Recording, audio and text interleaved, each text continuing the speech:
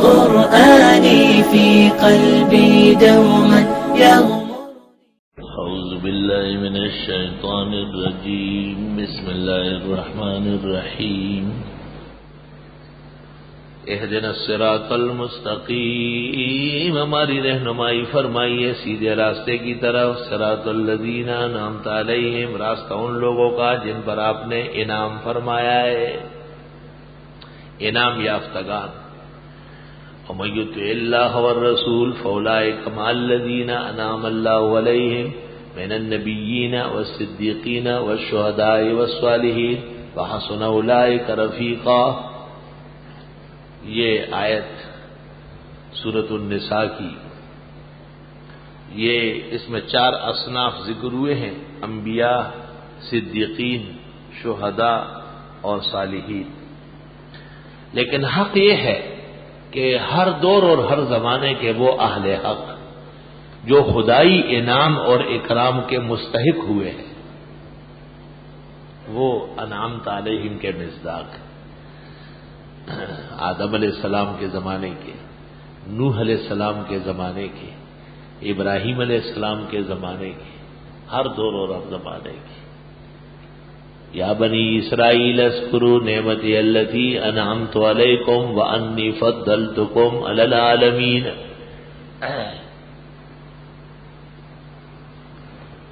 بڑی قسمیں یہ اصناف اربعہ ہے، کیونکہ یا بہت ہی اعلیٰ ہوں گے وہ انبیاء علیہ السلام ہیں، یا ان کے جاننثار ہوں گے صف اول کے وہ صدیقین ہیں، یا ان پر مر مٹنے والے ہوں گے وہ شہداء ہیں، یا ان کے اتباع میں مخلص ہوں گے وہ قیامت تک کے صالحین.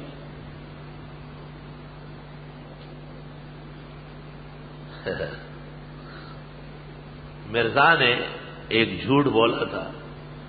مرزا غلام احمد نے اتنا جھوٹ بولا ہے کہ اتنا جھوٹ شیطان نے بھی نہیں بولا ہوگا. بہت زیادہ جھوٹ بولتا.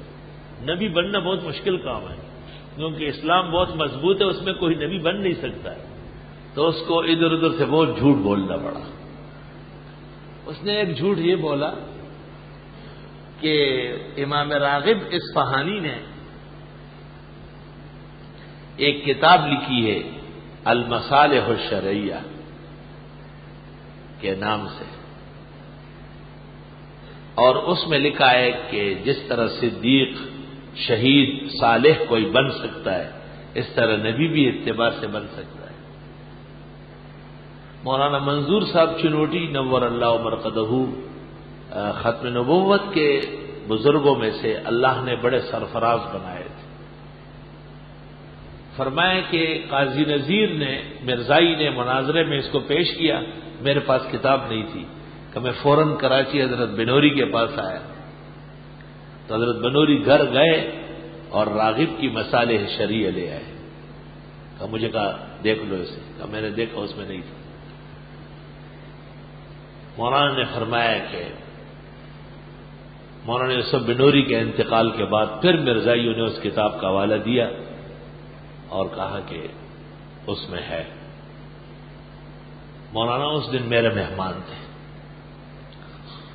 مولانا کو یہ حسن ظن تھا کہ حضرت بنوری جب پاکستان تشریف لائے اور ڈابیل میں یہاں ڈابیل سے ٹنڈولایار آئے پڑھانے لگے، تو حضرت چنوٹی پہلے شاگرد تھے، مفتی عبدالستار مرحوم، اور یہ اور میں حضرت بنوری کا آخری شاگرد ہوں. تو حضرت نے مجھے یہاں کہا کہ آپ مجھے مصالح شریعہ ڈھونڈ کے دے، کتاب پوری دنیا میں نہیں مل رہی. مولانا نے اس کے 10 دن بعد مجھے اپنے گھر بلایا تھا، اور ان کا ایک جلسہ تھا اور میری صدارت میں ہو رہا تھا. میں نے کہا میں کتاب لے آؤں. مولانا تشریف لے گئے اور میں نے غور کیا تو بظاہر کتاب میرے پاس نہیں تھی، اور میں بہت خفا ہو گیا.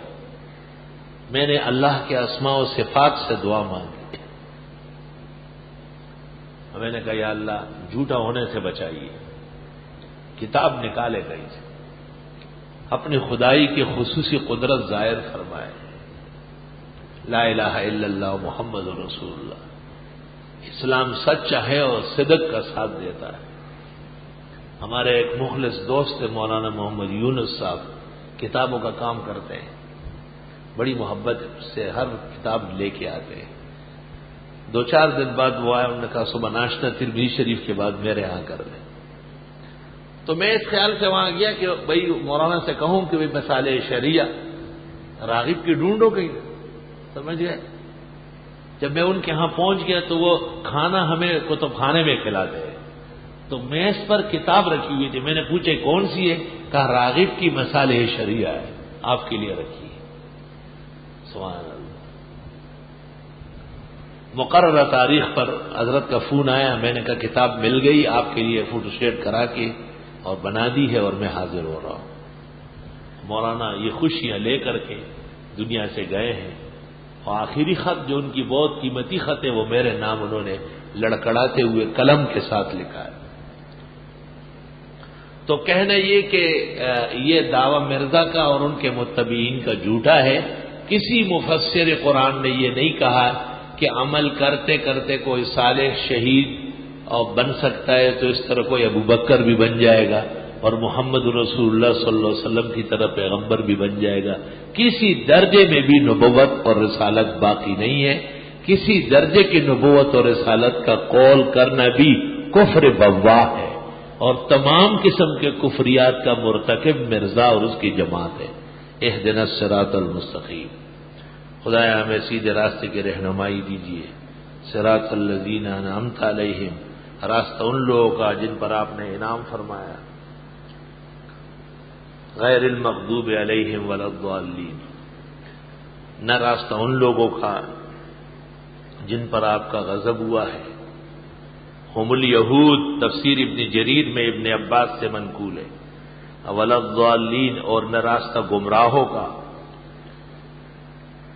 ابن جریر نے تفسیر جامع البیان کے اندر ابن عباس نے نقل کیا، اور بعد میں تمام مفسرین نے ان کا اتباع کیا ہے کہ اس سے مراد نصارہ ہے۔ اللہ اکبر۔ غضب اور دلالت یہ صراط مستقیم سے محرومی کے دو گھاٹ ہیں۔ کہتے ہیں جس پر ضد اور عناد کا اثر ہو اس پر غضب آ جاتا ہے، اور جس پر محبت اور غلو کا اثر ہو وہ ضلالت میں مبتلا ہو جاتا ہے۔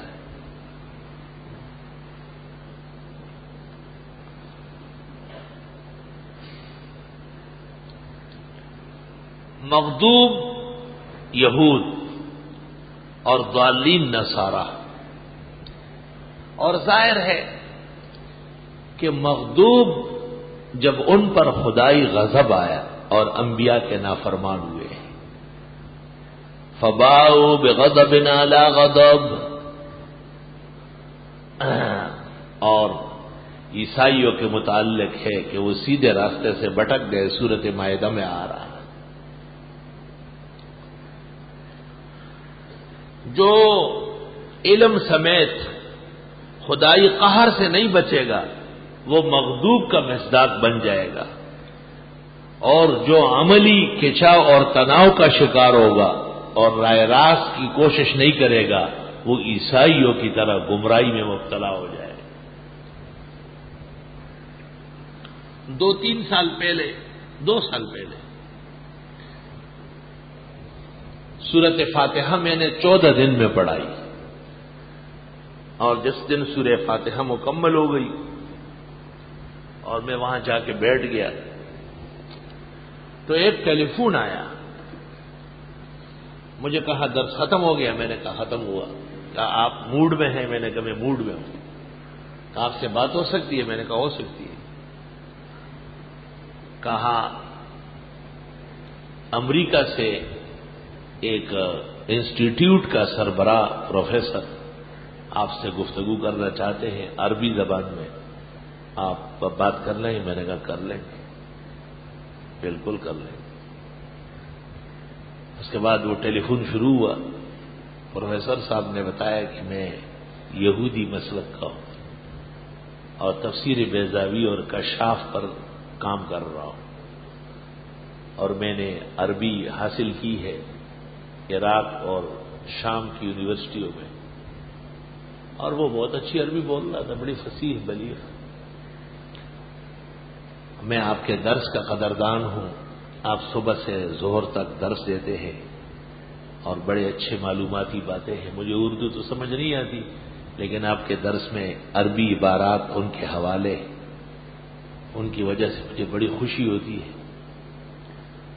میں آپ کو داد دیتا ہوں کہ آپ کو اپنی کتاب سے بڑی عشق اور محبت ہے، اور ایسا ہی ہونا چاہیے۔ اور آپ نے اس کے لیے بڑا مطالعہ کیا ہے اور زبردست وقت فارغ کیا ہے۔ آپ کے کلام سے معلوم ہوتا ہے کہ آپ کے سامنے انسانوں کا ایک سمندر ہے، اور ایک بڑے مجمع سے آپ خطاب کرتے ہیں، اور آپ کے خطاب میں بڑے رنگ ہیں، کئی زبانیں ہیں، اشعار ہیں، غزلیں ہیں، قیمتی لطائف ظرائف ہے۔ مجھے اس بات کی شرمندگی اور افسوس ہے کہ میں آپ کی اردوئی مبین نہیں جانتا، مگر مجھے یہ فخر ہے کہ میں عربی کی معاونت سے آپ کی بات فہم کرتا ہوں۔ آپ نے فاتحہ میں بڑی کوشش کی، علوم اور مبادی بڑے بس کے ساتھ پڑھائے، مگر شیخ ایک بات بڑی معذرت کے ساتھ کہ آج آپ نے مغضوب کی تفسیر اور اس کا مصداق یہود بتایا، اور ضالین کی تفسیر اور اس کا مصداق آپ نے نصارا بتایا۔